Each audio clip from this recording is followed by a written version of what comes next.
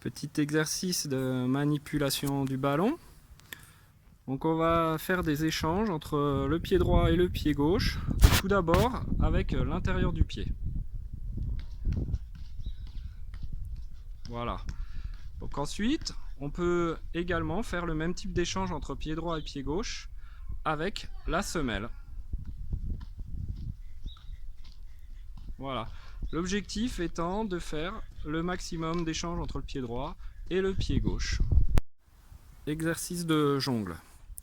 On peut commencer par des jongles avec un rebond entre chaque jongle. Puis, une fois qu'on est à l'aise avec ce type de jongle, passer au jongle, donc pied fort, sans rebond. Ensuite, on peut faire des jongles pied faible. Donc là, le pied gauche en l'occurrence. Donc, on commence en essayant de faire avec un rebond. Et comme pour le pied droit, quand on est plus à l'aise, faire sans rebond. On peut également travailler les jongles cuisse droite et cuisse gauche. Enfin, pour finir, on peut jongler avec toutes les parties du corps. Un petit exercice pour travailler la motricité et la conduite de balle. Donc là, toujours besoin d'un ballon.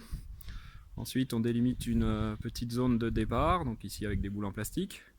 Et ensuite, j'ai placé 3 boules en plastique en zigzag. Donc l'objectif va être de faire l'aller avec des pas chassés entre les boules en plastique. Puis on récupère le ballon et au retour, on fait un slalom pour revenir à la zone de départ.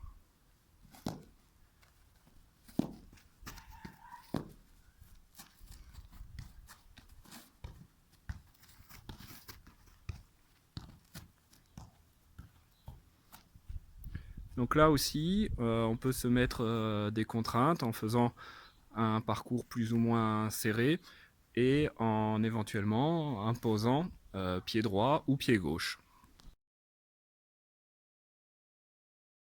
Petit exercice pour travailler la passe et le contrôle. Donc pour ça, vous avez besoin d'un ballon, d'un mur. À environ 3 mètres de ce mur, vous placez une petite zone d'à peu près 1,50 m de côté, donc ici délimitée par des boules en plastique. Le joueur se place dans la zone avec le ballon et l'objectif va être de se faire des passes par le mur et de contrôler le ballon dans la zone. Donc on commence avec le pied fort, donc là le pied droit en l'occurrence, donc passe contre le mur et l'objectif est que le ballon reste dans la zone sur le contrôle. On peut ensuite enchaîner avec le pied faible, donc le pied gauche ici. Donc là, même principe, le ballon devant rester dans la zone sur le contrôle.